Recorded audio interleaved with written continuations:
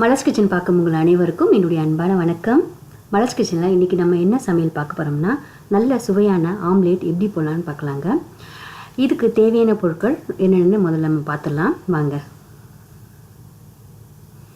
Omelette போடுறதுக்கு நான் 2 முட்டை எடுத்திருக்கேங்க. அடுத்ததாக 2 முட்டைக்கு நம்மளுக்கு ஒரு மீடியம் சைஸ் வெங்காயம் போதுமானது.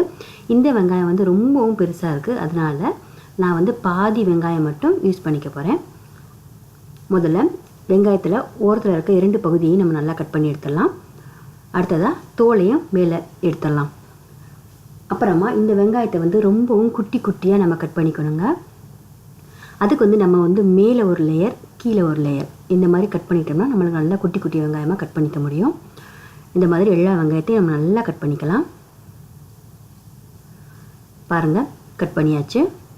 இந்த மாதிரி சின்ன சின்னதாக கட் பண்ண வெங்காயத்தை இப்போ நம்ம ஒரு பவுலில் மாற்றிடலாம்.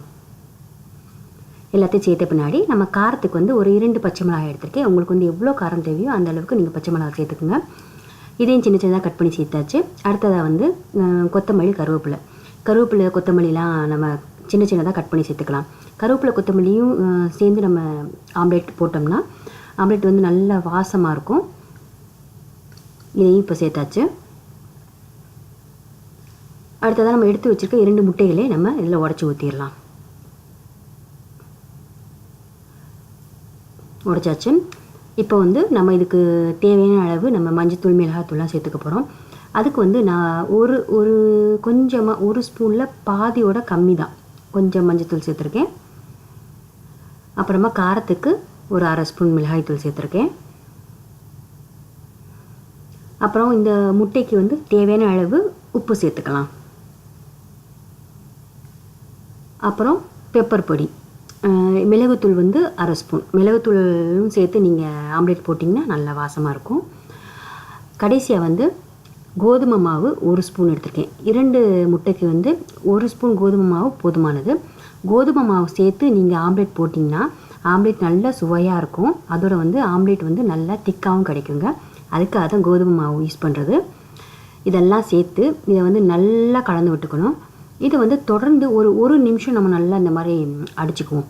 இந்த மாதிரி எவ்வளோ தூரத்துக்கு நம்ம நல்லா இந்த மாதிரி கலந்து விடுறோமோ அந்த அளவுக்கு நம்மளுக்கு ஆம்லேட் நல்லா ப்ளஃபியாக கிடைக்கும். நம்ம வெங்காயத்தை வதக்கிட்டு கூட சேர்த்தாலும் ஆம்லேட் நல்லா டேஸ்ட்டாக இருக்கும். இந்த மாதிரி நல்லா கலந்து விட்டாச்சு.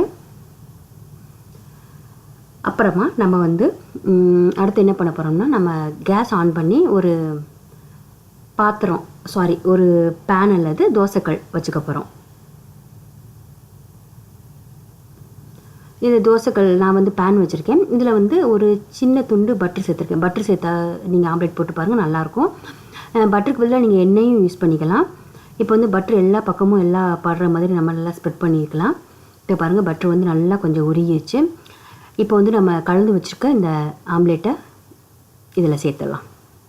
இந்த கலரை சேர்த்து கேஸ் மீடியம் ஃப்ளேம்லேயே வச்சுக்கலாம். சேர்த்து இந்த வெங்காயத்தெலாம் எல்லா பக்கமும் நல்லா கொஞ்சம் பரவலாக நம்ம இந்த ஸ்பூனை வச்சு ஸ்ப்ரெட் பண்ணிக்குவோம். இந்த மாதிரி பண்ணிக்கலாங்க. இப்போ பாருங்கள், ஓரத்துலலாம் கொஞ்சம் வேக ஆரம்பிச்சிருச்சு. இன்னும் கொஞ்சம் நேரம் வேகட்டும். கேஸ் மீடியம் ஃப்ளேம்லேயே வச்சுக்கலாம். இப்போ பாருங்கள், கொஞ்சம் வெந்துருச்சு. இப்போ நம்ம என்ன பண்ண போகிறோம்னா, அந்த ஆம்லேட்டை அப்படியே மெதுவாக திருப்பி போட்டுக்க போகிறோம். இதுக்கு இந்த தோசை கரண்டி யூஸ் பண்ணி ஆம்லேட் உடையாத அளவுக்கு மெதுவாக இந்த மாதிரி பைய திருப்பி போட்டுக்கலாம். போட்டாச்சுங்க. இப்போ அந்த பக்கம் மாதிரி இந்த பக்கமும் கொஞ்சம் நேரம் வேகட்டும்.